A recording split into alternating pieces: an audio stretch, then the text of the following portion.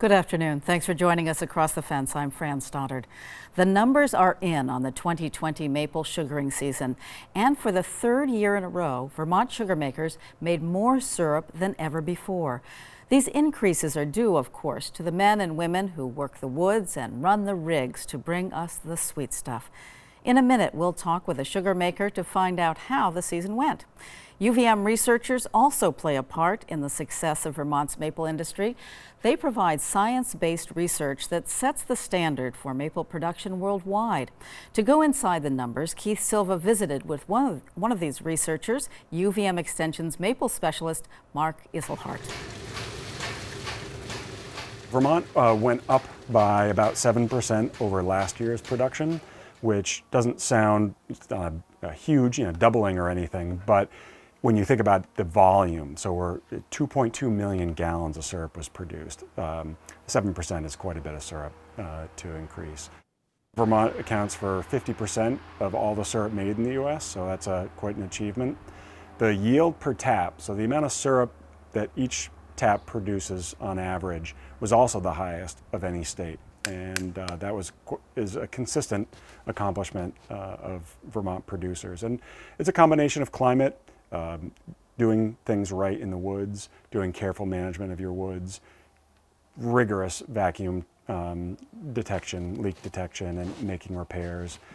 Vacuum is really the name of the game if you want to achieve high yields. So that's a big part of it. Mark, for 3 years in a row, sugar makers have broken records. Do you expect this trend to continue, or is it going to level off? Well, I think that there's still a demand for the product, so I think you will see some increases. You probably won't see a really high rate of increase in the next few years, but I think you'll continue to see steady demand for syrup. Consumers are interested in a wholesome, natural product, and maple fits that for sure. So I think you'll see some demand and you'll see some growth. You probably won't see double-digit increases, but you'll see sustained growth. The other interesting thing about the season was there were quite a few reports of sap sweetness being a little lower than average. And sometimes it's a little hard to tease out what sugar makers mean by that or how they're measuring it. The USDA just started doing collecting data on how much sap it takes to make a gallon of syrup. Vermont actually had a lower than average year, but we had good sap flow. So the overall yield was good and the per tap yield was good. So although some producers saw their wood piles go down fast, they still produced quite a bit of syrup. How was this report compiled? So the survey of maple producers is part of the USDA. It's a volunteer survey. The important information is that this production data is not shared with any other federal agency. By law, it can't be. And it's really the only numbers that we have to go on as far as maple production in the U.S. If people are concerned or interested in why it's important, USDA this year dropped 6 of the lowest producing maple states in the U.S. Those states now are having a harder time competing for grants, competing for things that relate to maple as an agricultural product and as a food product. So it has real impact. But it is voluntary, so the numbers are probably higher than are reported. Yeah, it's widely assumed that the production numbers are actually higher than we see in those reports. Was there any effect from the statewide lockdown due to the COVID-19 pandemic that affected the sugaring season? Sugaring is a lonely endeavor, and so social distancing is a kind of part of the whole story of maple. There's also a great tradition of sharing and welcoming people to your sugar house. So all joking aside, there's a real tradition of traveling around and visiting sugar makers either informally or through something like Maple Open House Weekend. So those activities were curtailed. The formal Maple Open House Weekend was not held.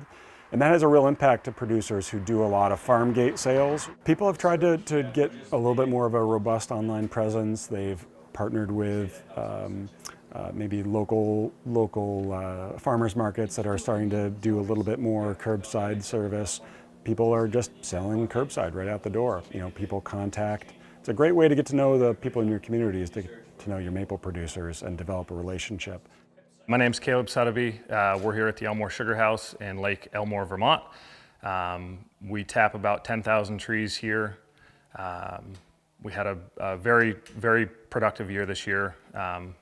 We made approximately 5.7 pounds per tap, which is a lot more than we've ever made in the past. So very happy with the season. What do you attribute to your gains in syrup production, Caleb? Diligent time spent in the woods. We vacuum check constantly. We leave vacuum on from the start of the season till the end of the season, with few exceptions for long periods of freeze-ups. We have seen production go up consistently over the past several years without adding any more taps. So, and I think that's a common thing statewide is more pounds per tap. So you're getting better at your job. Yes, I like to think so. Learn something new every year. I think if I don't learn, then I should probably stop doing it. So.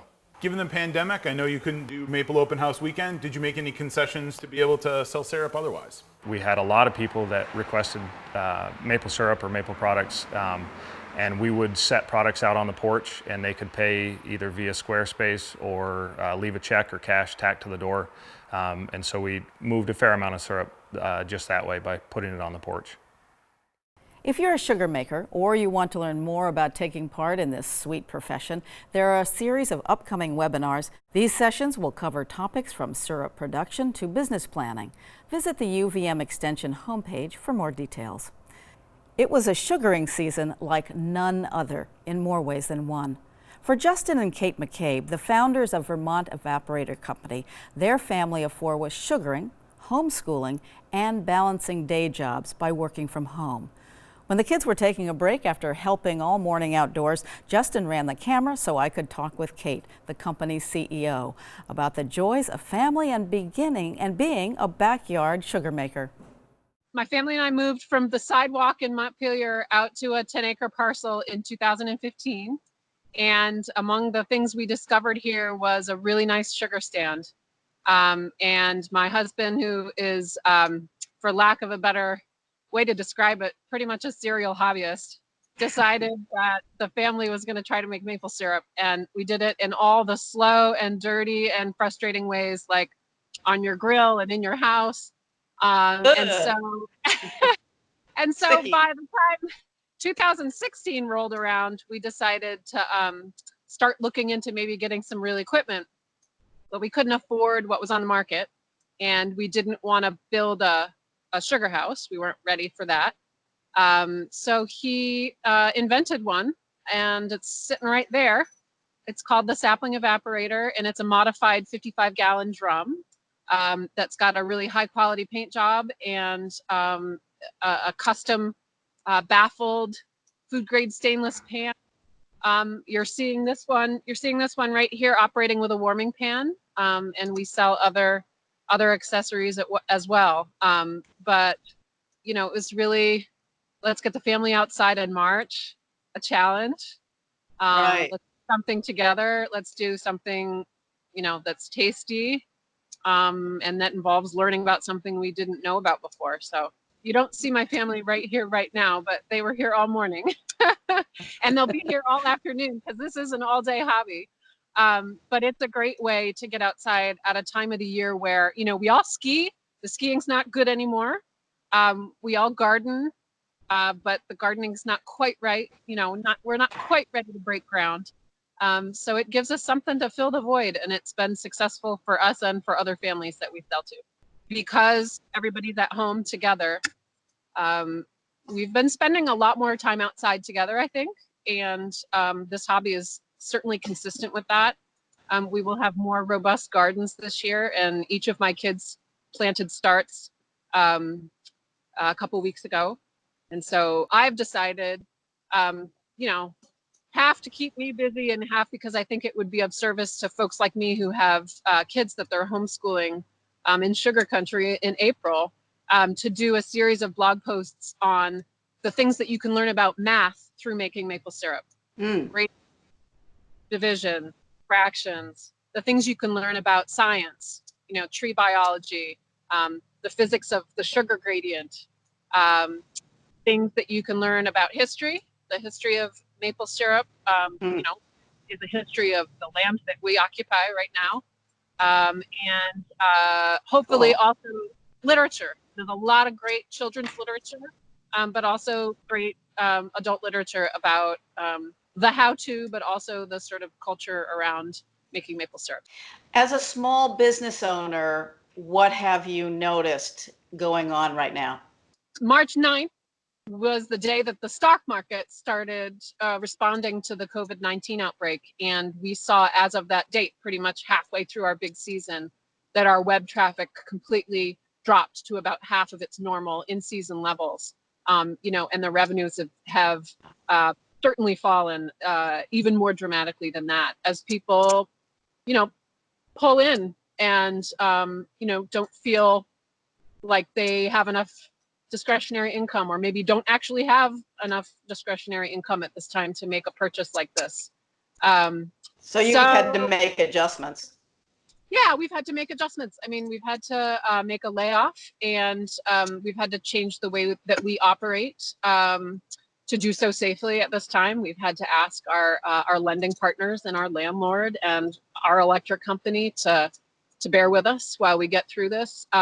There's so many other people in the same boat. It's hard, but we are all of us small business owners are going through the same thing. Kate McCabe, thank you so much for joining us and talking to us about syrup in the backyard. Thank you so much. Check out the Vermont Evaporator website. Kate has a blog about sugar making for the whole family, and you can see how to turn their evaporator into a barbecue and pizza oven for the summer. Go to vermontevaporator.com. And that's our program for today. Thanks for joining us across the fence. I'm Fran Stoddard. Stay well.